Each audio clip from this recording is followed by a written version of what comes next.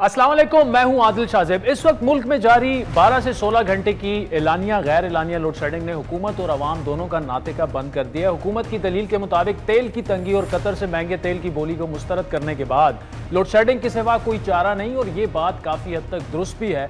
ऐसे में हुकूमत को दो धारी तलवार का सामना है। एक तरफ तेल महंगा मिलने की सूरत में ना लेने का फैसला, जो कि ठीक मालूम हो रहा है। दूसरी जानिब जो तेल मौजूद है उसको भी आवाम को महंगा बेचने की तैयारियां हैं, जो एक और मजबूरी है। यह भी हकीकत है कि रूस यूक्रेन तनाज़े से आलमी मंडी में तेल की कीमतें बढ़ने के तमाम रिकॉर्ड टूट चुके हैं, और तरक्की पजीर जो ममालिक हैं उनकी कुव्वत खरीद सुकड़ गई है। इसकी सबसे बड़ी मिसाल हमारे सामने श्रीलंका है, जो दिवालिया हो चुका है, और वहाँ आज से आम आवाम को पेट्रोल डीजल की फरोख्त भी बंद कर दी गई। ऐसे में हमारी हुकूमत के पास एक ऑप्शन उन ममालिक से ही तेल खरीदने का है जिनको दुनिया की बड़ी आलमी ताकतों से पाबंदियों का सामना है, और ये पाबंदियां पाकिस्तान की मखदूश माशी हालात के लिए एक संगीन चैलेंज भी बन सकती हैं, जिसका इजहार वफाकी वजीर खजाना इस्माइल हमारे इस शो में कर चुके हैं। अगर रशिया हमको ऑयल देने के लिए तैयार है, और ख़ास तौर पे अगर 30% डिस्काउंट पे देने के लिए तैयार है, तो हम तो बिल्कुल ले लेंगे, इसमें कोई दो राय नहीं। मतलब यूएस या वेस्टर्न कंट्रीज का कोई प्रेशर वगैरह कि आप इस अगर कोई सैंक्शन नहीं, देखें मिसाल के तौर पर, अगर देखें हम चीन नहीं है, ठीक है, हम इंडिया के पास 600 मिलियन, हम इंडिया भी नहीं है, ठीक है, हम इंडिया के पास 600 बिलियन डॉलर्स हैं, मेरे पास 10 बिलियन डॉलर। अब थोड़ा सा वो अनफॉर्चुनेटली, लेकिन ये अब ये फैक्ट्स हैं। हम इस वक्त एक फैक्ट्स की ग्रे लिस्ट से निकलने की कोशिश कर रहे हैं।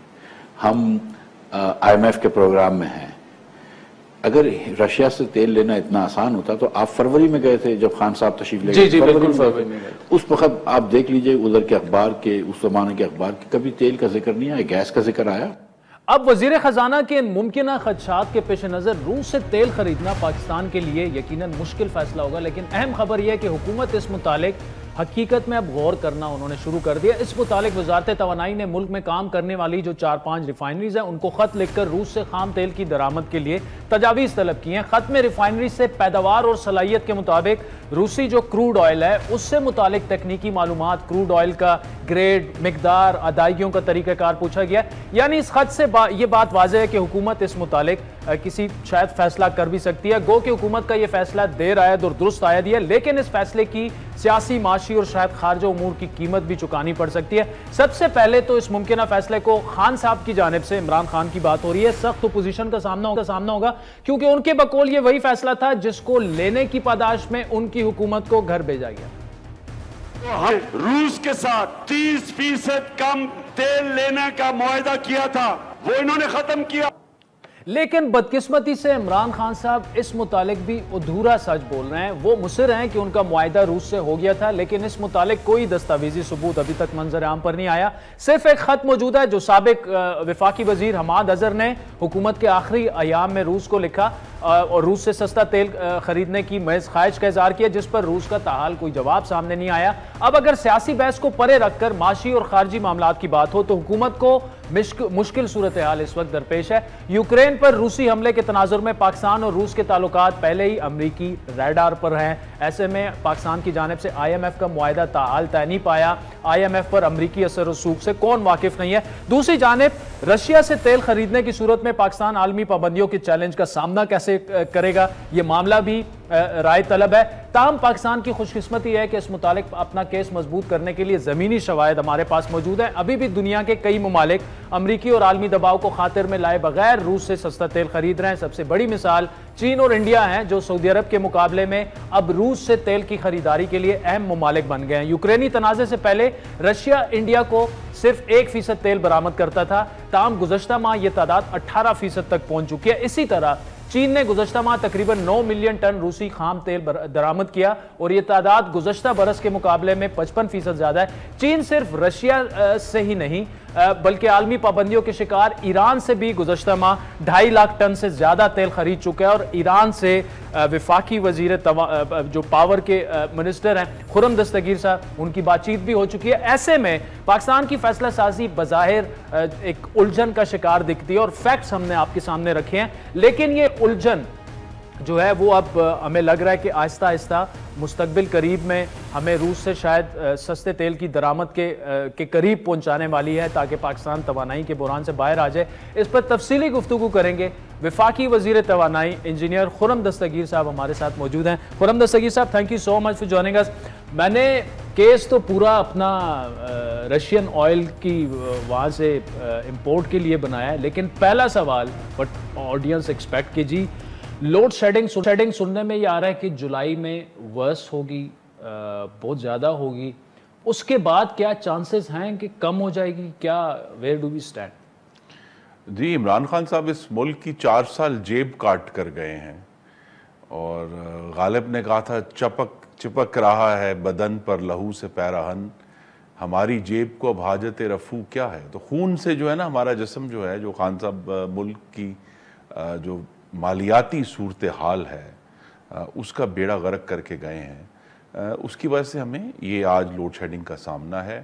اگر وہ وقت کے اوپر کروٹ ہائیڈرو الیکٹرک پاور جس کا آج افتتاح ہونا تھا وہ چلا دیتے تو ہمیں اتنا بحران نہ ہوتا. اگر آج وہ سی پیک کی دشمنی نہ کرتے اور شنگھائی الیکٹرک کا جو تھر کول کا 1200 میگا وہ چل جاتا تو چل جاتا، وہ آج ہمارے حالات بہتر ہوتے. خاص طور پہ جو تریمو کا 1200 میگا واٹ کا گیس پاورڈ پلانٹ ہے، اگر ان میں اتنی سمجھ عقل ہوتی اور وہ LNG وقت پر خرید لیتے تو آج ہمیں یہ بحران نہ ہوتے.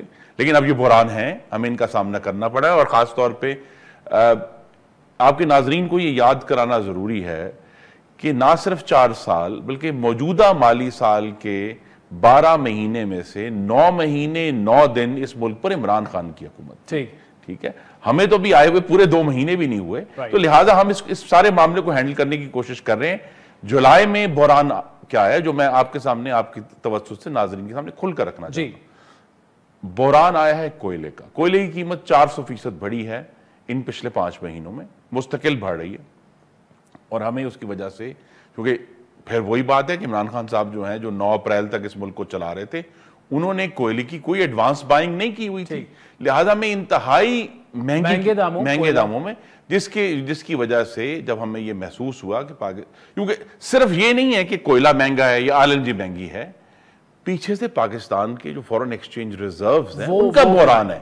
اصل بحران وہ ہے کہ جب ہم یعنی وزارت توانائی جو ہے یا وزارت پیٹرولیم جب ہم انٹرنیشنل مارکیٹ میں جا رہے ہیں، کیا ہمارے پاس ڈالر کور اویلیبل ہے؟ نہیں ہے، پرابلم ہے، اس میں کمی ہے.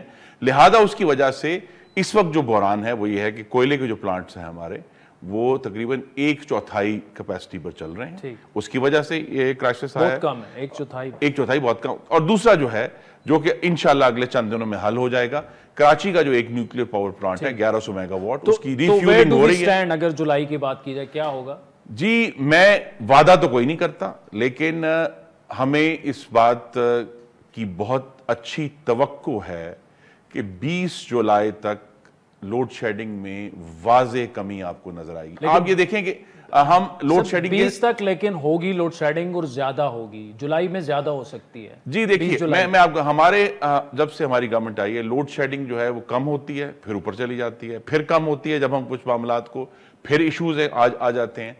اب ایشو یہ ہے کہ ہمیں جولائی کی 20 تاریخ تک جب ہائیڈل پاور ہم یہ امید کر رہے ہیں، پاکستان میں 8,500 میگا واٹ کی کیپیسٹی، ابھی 5,000 پہ ہم چل رہے ہیں. تو اگر جب آنے والے دنوں میں بارشیں متوقع ہیں کل سے پرسوں سے، اگر ہائیڈل ہمیں 3,000 میگا واٹ پروڈیوس کر دے گا تو انشاءاللہ بہت بہتری آ جائے گی. دوسرا میں بڑے ادب سے عرض کروں گا، پورے ملک میں 12 سے 18 گھنٹے کی لوڈ شیڈنگ نہیں ہو رہی. جو ملک کے ہائی پیئنگ علاقے ہیں جو 80% سے زیادہ بل دیتے ہیں، جہاں خسارہ کم ہے، وہاں ابھی بھی 4 سے 5 گھنٹے سے زیادہ لوڈ شیڈنگ نہیں ہو رہی. ہمارے رورل ایریاز میں لوڈ شیڈنگ ہو رہی ہے، وہ ہمارے بھائی اور بہنیں، ان کی تکلیف کا ہمیں بہت احساس ہے. لیکن یہ ایشو یہ ہے کہ آج کے دور میں جب کوئلہ جو ہے وہ $400 پر ہے، تیل 100 سے اوپر جا رہا ہے، 110 سے نیچے نہیں آ رہا. بہت تو کیا ہم $100 میں افغانستان سے؟ ویسے بائی دا وے جب سے گورنمنٹ نے فیصلہ کیا وہاں پہ ڈبل ہو گئی ہے کوئلے کی پرائس. جی دیکھیے نا، یہی ایشوز ہے نا، یہ بات سمجھانے کی کہ ہم پاکستان کے میں رہنے والوں کی خدمت کے لیے جہاں سے ہمیں کوئی سستی اویلیبلٹی ہوگی ایندھن کی وہ ہم کر رہے ہیں. سر آپ کانٹریکٹ کر کے اعلان کرتے ہیں نا، آپ کے اعلان سے وہاں پہ پرائسز چڑھ گئی ہیں. جی وہ تو چڑھنی تھی نا، جی وہ تو چڑھنی تھی. یہ تو ایک حصہ اس بات کا. اور وہاں جو ہیں وہاں افغانستان میں جو دوسرے بھی کوئی آپ کو معلوم ہے جو پاکستان کے اتنے حق میں لوگ نہیں ہیں, انہوں نے اس کے اوپر ایک نیا واویلا شروع کر دیا ہے. لیکن ہمارا کام تو مینج کرنا ہے نا, ہم مینج کر رہے ہیں اور ہم اس کی پوری کوشش کر رہے ہیں. 3 ہفتے پہلے تک پاکستان کی تاریخ میں کبھی کسی نے نہیں سوچا تھا کہ افغانستان سے اتنے لارج سکیل پر ہم کوئلہ خریدیں گے. شہباز شریف کی لیڈرشپ ہے کہ تمام, اور یہ دیکھیں وزارت توانائی کا تو حصہ ہے ہی, لیکن اس میں ہمارے وزیر تجارت نے کام کیا ہے, نوید قمر صاحب نے, ہمارے وزیر دفاع خواجہ آصف نے کام کیا ہے, وزیر ریلوے جو ہیں سعد رفیق انہوں نے کام کیا ہے, وزیر خزانہ مفتاح اسماعیل نے کام کیا ہے. تو ہم سب مل کر یہ ان ایشوز کو ریزالو کرنے کی کوشش کر رہے ہیں. لیکن عمران خان نے جیب اتنی کاٹی ہے کہ بڑی مشکل چلیں 20 جولائی تک وی ایکسپیکٹ وی ہوپ ہمیں ڈیفینیٹلی, ایک تو دیکھیں نیوکلیر جو کراچی کا نیوکلیر پلانٹ ہے وہ ڈیفینیٹلی آن لائن آ رہا ہے پچھلے اگلے چند دنوں میں, اور ہائیڈل ہمیں پش کرے گا. اور اگر ہم انشاءاللہ اس مہینے کے آخر تک جو کوئلہ ہے اس کی سپلائی اگر ریگولرلی شروع ہو جاتی ہے افغانستان سے تو پھر تو بہت بہتری آنا شروع. اچھا مجھے بتائیں, رشیا سے جو تیل کو امپورٹ کرنے کا معاملہ ہے, اب وہ وزارت توانائی نے لیٹر تو لکھ دیا ریفائنریز کو, اس پر کیا پالیسی ڈیسیجن ہو گیا؟ اور میں نے تو ایکسپلین کر دیا ہے کہ ہمیں پرابلمز تو ہیں, IMF ہے, FATF ہے. دیکھیں جیسے بھی تھے وہ سلیکٹڈ تھے. سابق وزیر اعظم کو پاکستان کے عوام کو گمراہ نہیں کرنا چاہیے. پاکستان اور روس کے درمیان تیل خریدنے کا کسی بھی قسم کا کسی بھی لیول کا کوئی معاہدہ موجود نہیں ہے. وہ جھوٹ پھیلا رہے ہیں, مجھے بڑا دکھ ہے وہ یہ کام کرتے ہیں, لیکن کسی بھی طرح کا کوئی کاغذ موجود نہیں ہے. اب ہم تیل کیوں نہیں خریدتے رشیا سے؟ جو کرائسس, پہلی بات یہ ہے کہ ہمیں رشیا کی طرف سے ان رائٹنگ ابھی تک کوئی آفر نہیں, پہلی بات. نمبر 2, ہماری کچھ خارجہ پالیسی کی سینسٹیوٹیز ہیں, کیونکہ ہم ہمیشہ اپنے تیل کا بہت بڑا حصہ اپنے عرب بھائیوں سے خریدتے ہیں, اور اگر ہم نے وہاں سے شفٹ کیا تو اس کی بھی ایک کاسٹ ہے, کیونکہ ہم وہاں 30 لاکھ پاکستانی رہتے ہیں, ہماری سینسٹیوٹی ہے.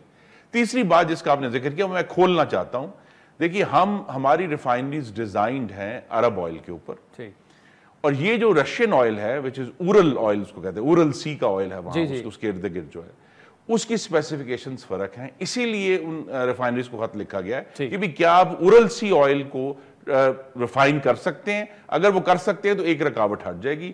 اور تیسرا ایشو یہ ہے کہ جہاں ہمیں فورن ایکسچینج کی کمی کا سامنا ہے اور ہمیں رشیا کو پیمنٹس کرنے کے لیے اپ فرنٹ پیمنٹس کرنا ہوگی, عرب ممالک میں بہت سارے ملکوں میں ہماری ڈیفرڈ پیمنٹس ہیں, ایک سائیکل ہے ڈیفرڈ پیمنٹس کا, اس کی وجہ سے. لیکن ابھی بھی ہم سب, پرائم منسٹر شہباز شریف, اگر پاکستان کے عوام کی بہتری اور فلاح کے لیے ہمیں کہیں سے بھی سستا تیل اویلیبل ہوگا ہم وہ خریدیں گے. ٹھیک. اچھا مجھے بتائیں کہ تیل کی قیمتیں جو ہیں, اب تو لیوی تو اپروو بھی ہو گئے تقریباً 50 روپے تک, تو یہ 1 جولائی سے تقریباً 10 روپے لیوی لگ رہی ہے پیٹرول ڈیزل. جی اس کو سٹیگر کیا جائے گا. ابھی اس کی فائنل پروپوزل منسٹری پیٹرولیم کی طرف سے آنی ہے, کابینہ جو اگلا اجلاس ہوگا اس میں اپروو ہو جائے گا. لیکن ہم ایکسپیکٹ کر رہے ہیں کہ دیکھیے یہ پھر چوائس کیا ہے؟ چوائس یہ ہے کہ ہم پورے ملک میں پیٹرولیم کے اوپر ایک سبسڈی دے دیں جو کہ ایک مہینے میں 120 ارب 150 ارب اس قسم کی, that is not an option. تو بجائے یہ کہ اس وقت جو بین الاقوامی تیل ہم مہنگا نہیں بیچ رہے, جو قیمت پر ہمیں بین الاقوامی مارکیٹ سے اویلیبل ہو رہا ہے اس کو براہ راست بغیر اس وقت کسی ٹیکس کے پاکستان کے عوام تک پہنچایا جا رہا ہے. اچھا کیا یہ ایک خرم صاحب یہ IMF کی ایک شرط ہے سٹاف لیول ایگریمنٹ سے پہلے کہ جو انٹرنیشنل پرائسز ہیں وہ پاس آن کریں کہ گورنمنٹ کا پرائس ڈیٹرمن کرنے میں تیل اور اس کی پیٹرول ڈیزل کی کوئی اس میں رول نہیں ہوگا؟ اور یہ عمران خان کا ایک اتنا بڑا گناہ ہے جو 2019 کا IMF ایگریمنٹ ہے, اور اب تو دیکھیں نا شواہد بھی سامنے آ گئے ہیں کہ اس وقت IMF اس سے نرم ارینجمنٹ پر تیار تھا, لیکن اس وقت کے جو نئے وزیر خزانہ لائے گئے تھے انہوں نے لٹرلی پش کیا IMF کو کہ جی اس پاکستان پہ سختی کریں, ورنہ ادروائز آپ کو پتا ہے جس طرح پچھلی پیپلز پارٹی گورنمنٹ میں ہوا تھا کہ جی یہ تو IMF پہ عمل نہیں کرتے. تو ان کی خود جو حکومت کا حصہ تھے صاحب, ان کی وجہ سے پاکستان کو یہ ایک بہت ہی تباہ کن اور پاکستان کے عوام کے لیے غریب دشمن IMF ایگریمنٹ ہے جس پر ہم اس وقت باؤنڈ ہیں کیونکہ ہم ریاست تو پاکستان آپ ہیں. یہ کہہ رہے ہیں کہ یہ انہوں نے اگریمنٹ کر دیا تھا کہ پرائس ڈیٹرمن کرنے میں گورنمنٹ کا کوئی رول نہیں ہوگا. جی دیکھیے آئی ایم ایف یہ کہتا ہے کہ آپ اپنے ملک کی جو قرضے واپس کرنے کی صلاحیت ہے اس کو درست کریں, اس کے لیے ہمیں بجٹ خسارہ کنٹرول کرنا ہے, تو لہٰذا اس کی ایک شرط ہے کہ بھئی اگر اس طرح 120 ارب مہینے کا تو برداشت نہیں کر سکتے, جس طرح اور بھی ایشوز میں ہم جو ہیں اتنی میسو سبسڈی افورڈ نہیں کر سکتے, تو یہ پورا سٹرکچر جو ہے پاکستان میں سبسڈیز کا اس وقت ہم اس کو ری تھنک کر رہے ہیں جس محکمے میں یہ ایشوز ہیں. لیکن یہ ضرور ہے کہ یہ اللہ تعالیٰ ہماری مدد کرے, انشاءاللہ نومبر سے پاکستان میں بہت ساری چیزوں کی قیمتیں بشمول تیل, بجلی اور ایشوز جو ہیں ان میں کمی آنا شروع ہو جائے گی, کیونکہ یہ ٹھیک ہے اگلے 3 مہینے بہت مشکل ہیں پاکستان کے عوام کے لیے, ہمارے لیے مشکل ہے. پرائسز اگر نیچے نہیں آئیں گے تو آپ کیسے؟ جی لیکن کم از کم کچھ ری بیسنگ کے آئیڈیاز ہیں اور کچھ اور ایشوز ہیں جن کی وجہ سے ہمیں یہ امید ہے کہ ریلیف ہوگا. اچھا خرم صاحب, جو اس وقت سٹاف لیول ایگریمنٹ کے ہم کتنے قریب ہیں, میمورینڈم کا مسودہ آ گیا, مفتیٰ صاحب نے کہہ دیا, ایک اس میں شرط یہ بھی ہے کہ صوبوں نے 750 بلین کا کیش سرپلس آپ کو دینا تھا, صرف پنجاب نے سرپلس دیا ہے, کے پی نے نہیں دیا, ڈیفیسٹ میں ہے وہ, سندھ بھی ڈیفیسٹ میں ہے. کیسے مطمئن کریں گے یا کروا لیں گے آئی ایم ایف سے آپ؟ جی نہیں, ہم ان سے کروائیں گے. بہرحال ہمیں یہ آرگومنٹ دینا ہے کہ یہ جو گورنمنٹ ہے اس میں پاکستان کے فائنینسز کو, پاکستان کے انرجی سیکٹر کو, بہت سارے دوسرے معاملات میں مینیج کرنے کی بہتر صلاحیت واضح طور پر موجود ہے, سنجیدگی موجود ہے. ہم جو ہیں وہ میگا فون لے کے بیرونی طاقتوں کے خلاف جو ہیں وہ جلسے نہیں کر رہے, ہم معاملات کو ڈیل کرنا چاہتے ہیں اپنے دوستوں کے ساتھ بھی, آئی ایم ایف کے ساتھ بھی, اور ہم بڑکوں سے ڈپلومیسی نہیں کر رہے, ہم تو کوشش کریں کہ سنجیدگی سے کریں.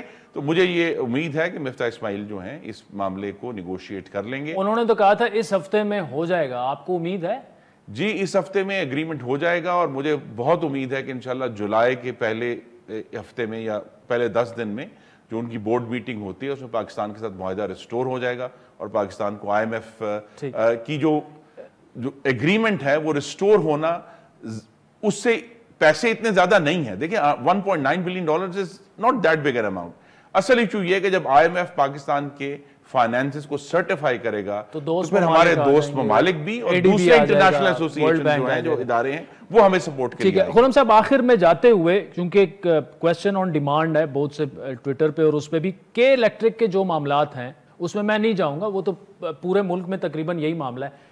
وہ جس طرح سے لاٹھی چارج کیا گیا عوام پر, اس طرح سے نہیں ہونا چاہیے. یہ اس طرح سے ان چیزوں کو ڈیل کرنا, and I'm sure you will agree کہ لوگ تو دیکھیں اگر 15-20 گھنٹے کہیں پہ بجلی نہیں ہے تو وہ باہر, ہمیں ان پاکستانیوں کی تکلیف کا بہت گہرا احساس ہے. جو ہمارے ہم کر سکتے ہیں مینجمنٹ وائز یا حاکمیت کو بہتر کرنے کے لیے, وہ یہ ہے کہ انشاءاللہ, اور یہ ہمارا وزارت توانائی کا ایک سبجیکٹ ہے, کہ ہم یہ امید کر رہے ہیں کہ اگلے 2 ماہ میں کے الیکٹرک کے ساتھ نہ صرف ایک پاور پرچیز ایگریمنٹ بہت عرصے سے پینڈنگ ہے, وہ فائنلائز تقریباً ہو چکا ہے, وہ ہو جائے گا, اور ساتھ ہی جو ہم نے کے الیکٹرک کے جو مالیاتی معاملات کو ریکنسائل کرنا ہے اس کے لیے ایک ثالث مقرر ہو گیا ہے. اس کے ذریعے جب یہ ان کے فائنینشلز بھی بہتر ہو جائیں گے اور ان کے پاس ایک لیگل گارنٹیز بھی آ جائیں گی, تو کے الیکٹرک کی بھی بہتری آ جائے گی. لیکن اس کے اوپر بہت غور و خوض کی ضرورت ہے کہ یہ جو پرائیویٹائزیشن ہوئی تھی اس کے نتائج کراچی کے شہریوں کے لیے اچھے نہیں نکلے. ان کو انرجی کی سپلائی, ابھی بھی دیکھیں کے الیکٹرک کی 47% بجلی حکومت پاکستان ان کو دے رہی ہے. 1000 میگا واٹس کراچی کے شہریوں کو پاکستان کے دوسرے شہروں کی بجلی جو ہے وہ دی جاتی ہے, وہ ان کا حق ہے, ہمیں دینا ہے. لیکن بہرحال ہمیں کے الیکٹرک کے معاملات کو ان کے ساتھ جو اس وقت کی مینجمنٹ ہے مل کر ٹھیک کرنا ہے. لیکن لاٹھی چارج ہونا غلط ہے. جی بالکل غلط ہے. ہمیں اپنے بھائیوں کی اور بہنوں کی آواز سننی ہے, ان کا احتجاج سننا ہے, اور اگر احتجاج کرنے والے پرامن ہیں تو کسی بھی قسم کے تشدد کی کوئی وجہ نہیں. Engineer Khurram Dastgir sahab, thank you so much for joining اس. ناظرین وقت ہوئے چاہتا ہے ایک بریک کا, نیب کی کچھ نئی ترامیم آنے والی ہیں, اس پر تفصیلی گفتگو کریں گے ایک بریک کے بعد.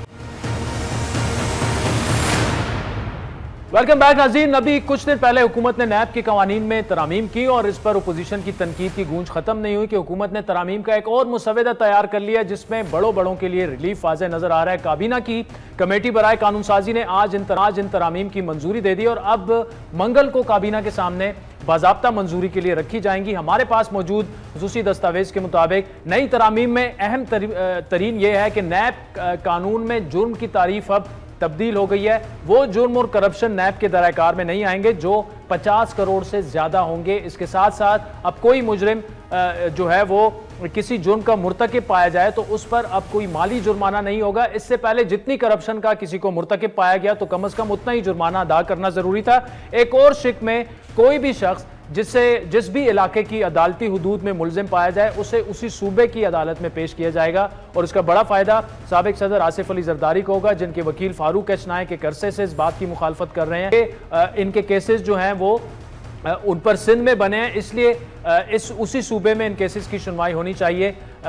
یہاں تک کہ ان کیسز کو سندھ کی منتقلی کی درخواست ابھی تک سپریم کورٹ میں زیر التوا ہے. اس ترمیم کی باقاعدہ منظوری کے بعد اب یہ کیسز جو ہیں کئی درجنوں اور کیسز بھی جو ان کے خلاف تھے وہ سندھ منتقل ہو جائیں گے. اس کے ساتھ ساتھ ایک اور ترمیم, اب نیب کسی جرم سے متعلقہ شخص کو ہی طلب کر سکے گا. اس سے پہلے نیب کسی بھی شخص کو کسی بھی کیس میں طلب کر سکتا تھا. ایک اور دلچسپ ترمیم جو ہے وہ سیکشن 20 میں کی گئی ہے جس میں یہ طے تھا کہ اگر کوئی بھی شخص مطلوبہ معلومات دینے میں ناکام رہا تو اسے سزا 5 سال قید بامشقت دی جائے گی. اب ترمیم یہ ہے کہ یہ سزا اب اس فرد کو دی جائے گی جس پر 20 لاکھ سے زیادہ رقم کی منتقلی کا الزام ہوگا. ترمیم سے کئی تاجر سیاستدان جو ہیں ان کے جو نوکرز ہیں جو ان کو وہ مستفید ہوں گے اور جن پر 10 سے 15 لاکھ مختلف طریقوں سے ملک سے باہر بھجوانے کا الزام ہوتا ہے. سب سے ایک اور ترمیم جو ہے وہ سیکشن 25 میں ہے جس کے مطابق کسی ایک شخص کی پلی بارگین سے اس کیس کے دوسرے فرد پر اثر نہیں پڑے گا. اس پر تفصیلی گفتگو کریں گے ہمارے نمائندہ خصوصی ہمارے ساتھ موجود ہیں. ریاض, اس ترمیمی بل کی کیا اہم ہے جو ترامیم ہے اس کی تفصیل میں ذرا اگر ہم جائیں تو کیا ہے؟ عادل, تقریباً اب ایک تو ڈیفینیشن انہوں نے مکمل طور پہ چینج کر دی ہے جو ساری ایک کرپشن کی تھی اور جو کرپٹ پریکٹیسز تھی. اب یہ 500 ملین یا 50 کروڑ تک کا یا اس سے اوپر کا جو معاملہ ہوگا یا کرپشن ہوگی تو اس کو وہ نیب کا دائرہ کار ہوگا اور اس سے نیچے جو ہے وہ نیب کا دائرہ کار نہیں ہوگا. تو یہ ایک بڑی ڈیفینیشن انہوں نے چینج کر دی ہے. اور اس کے علاوہ جو سب سے بڑی بات تھی کہ نیب مختلف اوقات میں یہ کرتا تھا کہ اگر وہ مختلف صوبوں کے یا علاقوں کے کیسز ہیں وہ اسلام آباد یا نیب راولپنڈی ہم نے دیکھا کہ جیسے زرداری, فریال تارپور, مراد علی شاہ وغیرہ کے اور فیک اکاؤنٹس کے جتنے کیسز تھے تو اب جو ترمیم کی گئی ہے اس کے مطابق جہاں پہ کیس ہوئے اگر سندھ خیبر پختونخوا میں ہو تو وہیں پہ ہوگا. تو سب سے بڑا فائدہ یہ ہے کہ آصف علی زرداری صاحب, ان کی بہن کو اور مراد علی شاہ کو اور اسی طرح جتنے فیک اکاؤنٹس اور اومنی بینک کے جتنے کیسز تھے وہ سب کے سب جو ہے وہ سندھ میں شفٹ ہو جائیں گے. تو ایک تو یہ بڑی امینڈمنٹ انہوں نے کی ہے ایک شک میں. اور اس کے علاوہ انہوں نے باقاعدہ طور پہ یہ کور کرنے کی کوشش کی ہے کہ کہیں پہ یہ ہوتا تھا کہ 8-10 لاکھ روپے والا ملازم مہینے کے اگر وہ دائیں بائیں کہیں بھجواتا تھا تو اس کو بھی وہ زیر تفتیش کر لیتے تھے. تو جو سینئر بڑا ملزم ہوتا تھا اربوں روپے والا وہ بھی اس میں پکڑا جاتا تھا اور اس سے سوال و جواب ہوتے تھے. تو اب انہوں نے یہ کہا ہے کہ وہ 5 سال کی سزا ختم ہو گئی اور اب تک جب تک وہ 20 لاکھ روپے کا جرم نہیں کرتا تو تب تک وہ اس کے دائرہ کار میں نہیں آئے گا اور نیب اس کو گرفتار نہیں کر سکتا. اور اس سے ریلیٹڈ اور بھی کافی ہیں جس میں سب سے ایک اور اہم یہ ہے کہ نیب کے چیئرمین جب بھی چاہیں کسی بھی عدالت میں ایک کیس چل رہا ہے اس میں جزوی یا کلی طور پہ اس باقاعدہ ریفرنس کو اور کیس کو جو اکاؤنٹیبلٹی کورٹس ہیں اس میں واپس لے سکتے ہیں. اور اس سے پہلے یہ ایسا نہیں تھا کہ اچانک یہ درمیان میں لیا جا سکے. اور یہ ہے کہ سپلیمنٹری کیس کوئی بھی داخل نہیں ہوگا, جیسے ضمنی کیس ایک ہی آپ نے وہ ہے فائل کرنا ہے ریفرنس, اس کے علاوہ کوئی نہیں ہوگا. اگر آپ نے فائل کرنا ہے تو آپ کو اجازت لینی پڑے گی باقاعدہ طور پہ عدالت سے. اچھا, اس وقت اس کا کیا سٹیٹس کیا, یہ تو اب ہم بات کر رہے ہیں چونکہ ایکسکلوسیو خبر ہے ہماری, اس کی منظوری کیسی ہوگی, کیا طریقہ کار آگے ہوگا؟ اس کا انیشل تو یہ ہوا ہے کہ آج تقریباً دن میں 12 بجے کے قریب اس کی منظوری ہو گئی ہے. جو کابینہ کی کمیٹی برائے قانون سازی ہے اس میں جو وزیر قانون ہیں انہوں نے اس کی باقاعدہ طور پہ منظوری دے دی ہے اور ایک آدھ اور رکن قومی اسمبلی تھے, اس کا جو کہ کوورم نہیں ہوتا لہٰذا وہ منظوری ہوگی. اب اس کے بعد یہ ہوگا کہ یا تو یہ سرکولیشن سے اپروو ہو جائے گا یا پھر یہ منگل کے روز کابینہ کے سامنے پیش کیا جائے گا اور اس کے بعد ظاہر یہ ایوان وغیرہ میں رکھا جائے گا. تو تقریباً جب کابینہ سے نکل جائے گا تو دوسرے قانون قانون کی طرح یہ بھی قانون بن جائے گا، لیکن اس کا ریئیکشن جو ترمیم کی گئی ہیں، ترامیم وغیرہ، وہ بہت خطرناک ہیں، تو لگتا ہے کہ اس کا ریئیکشن بھی کافی آئے گا. ٹھیک ہے، چلیں Riaz ul-Haq, thank you so much for joining اس. ناظرین وقت تو چاہتے ہیں ایک بریک کا، آپ سے دوبارہ ملاقات. ویلکم بیک ناظرین. اس وقت سابق وزیر اعظم عمران خان کے دور میں جو معاون خصوصی برائے احتساب تھے بریگیڈیئر ریٹائرڈ مصدق عباسی صاحب ہمارے ساتھ موجود ہیں. عباسی صاحب یہ بتائیے گا کہ نیب قوانین میں کچھ دن پہلے ترامیم ہوئی، اب مزید ترامیم کر دی گئی ہیں، یعنی اب جو جرم ہوگا، جو مجوزہ ترامیم ہے، نیب اسے صرف اسی جرم کو انویسٹیگیٹ کرے گا جو 50 کروڑ کی مبینہ کرپشن جہاں پہ کی گئی ہو. اس کے ساتھ ساتھ جہاں جرم کا ارتکاب ہوا ہوگا وہیں کی عدالت میں سنا جائے گا. اب مسودہ بھی تیار ہو چکا ہے. نون لیگ کا موقف یہ ہے کہ نیب کو ختم ہی کر دیا جائے تو بہتر ہے. اس کی وجہ یہ ہے کہ ان کے بقول پولیٹیکل انجینئرنگ ہوتی ہے اور ایف آئی اے ان معاملات کو دیکھے. لیکن پھر پی ٹی آئی کا موقف ہے کہ نیب کو تو ٹوٹ لیس بنا دیا گیا ہے. ادارہ اگر آپ پرفارم نہیں کر رہا اگر آپ اس طرح سے سوچتے ہیں، فار ایگزامپل اگر پولیس نارتھ سندھ کے اندر سے لا کو ختم نہیں کر پا رہی تو آپ پولیس کو ختم نہیں کر دیتے، بلکہ پولیس کے لا کو، قانون کو، اس کی فیسلٹیز کو امپروو کرتے ہیں. تو انسٹیٹیوشنز کو امپروو کرنا چاہیے، اس کو بہتر کرنا چاہیے. میں اس کا بالکل اس بات کی حمایت نہیں کروں گا یا اس کو ایلوکیٹ نہیں کروں گا اس چیز کو کہ جناب آپ ادارے کو ہی ختم کر دیں. ٹوتھلس کیا انہوں نے تو انہوں نے زیادتی کی اس ادارے کے ساتھ جس نے ان کو 850 ارب روپیہ جسٹ 22 ارب اخراجات کے عوض دیا، اور ایوری 1 روپیز کا مطلب 1 روپیہ جو خرچ ہوا نیب کے اوپر، نیب نے تقریباً 47 روپیز واپس کیے. ایسا ادارہ، اور پھر اس کی کنوکشن ریٹ دیکھیں 70% ہے. اس کے مقابلے میں دوسری اینٹی کرپشن جو ایجنسی ہے آپ کی F I A for example, اس کی 14% ہے. اگر آپ چلے جاتے ہیں اینٹی کرپشن اسٹیبلشمنٹ کے اوپر، اس کی 2 سے 3%. لیکن بریگیڈیئر صاحب نیب پر جو اصل الزامات ہیں وہ یہ ہیں کہ سیاسی انجینئرنگ کے لیے، سیاسی مقاصد کے لیے استعمال ہوتا رہا، اور جسٹس مقبول باقر سمیت کئی فیصلے ریکارڈ پر ہیں. خواجہ سعد رفیق کے کیس میں یہاں تک کہا گیا کہ پولیٹیکل انجینئرنگ کے لیے نیب استعمال ہوا. نون لیگ کے کئی رہنما گرفتار ہوئے، کتنی ریکوری ان سے ہوئی؟ یہ جو پولیٹیکل انجینئرنگ کا الزام ہے، اگر یہ اعلیٰ عدلیہ کے فیصلوں میں آ چکا ہے تو اس میں وزن تو ہوگا. پھر آپ بالکل صحیح کہہ رہے ہیں. اگر ایک فیصلہ ایسا آتا ہے جو آپ ریفر کر رہے ہیں، وہ سیال کوٹ والوں کے اس بھائی کا کیس ہے، تو ایک کیس جو ہے وہ پورے سسٹم کو جو ہے وہ اس کے ساتھ پریسیڈنٹ سیٹ نہیں کی جا سکتی، یا پورے سسٹم کو ملیا میٹ کر دیں. اور مجھے یہ بتائیے پلیز کہ پولیٹیکل انجینئرنگ کون سے انسٹیٹیوشن کے ساتھ نہیں کی جاتی اس ملک کے اندر؟ آپ ایس آر او ایشو نہیں کرتے اسپیشل، اور توشہ خانہ کے معاملے میں آپ نہیں لے جاتے اپنی گاڑیاں گھر، آپ کیا پولیس کو پولیٹیسائز نہیں کرتے، آپ ریونیو کو پولیٹیسائز نہیں کرتے؟ کون سا ادارہ ہے جو پولیٹیسائز نہیں ہوتا؟ تو ہمیں ایفرٹ تو یہ کرنی ہے کہ اس کو آلموسٹ اس کے اندر پولیٹیسائزیشن کے ایفرٹس کو کم کیا جائے، اس کے اندر جو غلطیاں ان کو درست کیا جائے. ایفرٹ اور اورینٹیشن یہ ہونی چاہیے. یہ نہیں کہ آپ ایک 8 کیس باقر صاحب کا سن کے آپ کہیں گے پورا نیب جو ہے یہ کیونکہ اس کو اسکریپ آف کر دینا چاہیے، ختم کر دینا چاہیے. نہیں دیکھیں بریگیڈیئر صاحب، صرف خواجہ سعد رفیق کا کیس نہیں ہے. شاہد خاقان عباسی کی ضمانت کا تفصیلی فیصلہ اٹھا لیں، احسن اقبال کی کیس کا تفصیلی فیصلہ اٹھا لیں. اس میں عدلیہ نے جو نیب کے کردار پر سوالات اٹھائے ہیں، اور پھر یہاں تک پی ٹی آئی کے لوگوں نے تو کہا کہ دسمبر تک، آپ نے خود بھی ایک انٹرویو میں کہا کہ یہ سارے کیسز جو تھے حل ہو جانے تھے. کچھ پی ٹی آئی کے لوگ کہتے ہیں ان سب کو سزائیں ہو جانی تھی. تو یہ جو پولیٹیکل وکٹمائزیشن صرف ایک کیس کی بات نہیں ہے، اوور آل جو جتنے بھی سیاسی لوگوں کو پکڑا گیا وہ اس کے بارے میں ایک امپریشن قائم ہوا. اعلیٰ عدلیہ کے فیصلوں میں یہ آیا، تو نیب کیسے اس کو جسٹیفائی کرے گا؟ دیکھیں 985 اور 986 یہ 2 سیکشنز ہیں مس یوز آف اتھارٹی کہ بہت سارے کیسز اس کے تحت بنے، اور ان کیسز کے اندر یہ تھا کہ جہاں آپ نے ویلیفائڈ انٹینشن کے ساتھ کوئی ڈیسیجن لیا، اور ڈیسیجن لینے کے بعد آپ نے اسٹیٹ ایکسچیکر یعنی قومی خزانے کو نقصان پہنچایا، تو وہاں پہ کیس بن جاتا تھا. ابھی اس کے اندر امینڈمنٹ کی ضرورت تھی، اس کے اندر چینج کی ضرورت تھی، اس کو امپروو کرنے کی ضرورت تھی. اور امپروو کرنے کی ضرورت اس طرح سے تھی because جب میں نے یہ اپنا قلمدان سنبھالا تو میں پرائم منسٹر سے جب ڈسکس کیا، یہ اگریڈ ود می کہ اس کو بہتر ریفائن کریں. اور ہم جب کمیٹی بنی دوبارہ، اس میں نسیم صاحب اس کو ہیڈ کر رہے تھے، تو ہم نے کہا کہ کوئی بھی کیس جب عدالت میں جائے گا تو عدالت جو ہے اس کو دیکھے گی کہ آیا وہ ان پیرامیٹرز کے اوپر اترتا یا نہیں اترتا. اگر اس کے اوپر نہیں اترتا تو عدالت کو چاہیے کہ ریفرنس کو ایکسپٹ ہی نہ کرے. لیکن یہ کہہ دینا کہ آپ کسی کیس کو اٹھا ہی نہیں سکتے, اس کو انکوائر کر ہی نہیں سکتے, ہم اس پہ تھوڑا سا ایگری کر رہے تھے کہ ایسی بات غلط ہے. تو اس میں دیکھیں stock measures, gap measures, quality control, quality assurance آپ امپروو کر سکتے تھے. سسٹم کو آپ نے امپروو کرنا تھا, اسی لا کو امپروو کرنا چاہیے تھا. لیکن یہ I will not agree with you کہ فلانے کا کیس ہے. Thousands of cases of the NAB, ایک کیس تو نہیں ہے. آپ پولیٹیشنز کے کیسز اٹھا کے 4 یا 5 یا 10 یا میں کہتا ہوں 20 آپ کورٹ کر کے آپ کہیں جی نیب کو ختم کر لیا جائے, اس کو ٹوتھ لیس کر لیا جائے. نہیں, تو I do agree with you کہ جو اس طرح کے کیسز ہوئے ہیں اس میں بات وہی پھر آ جاتی ہے.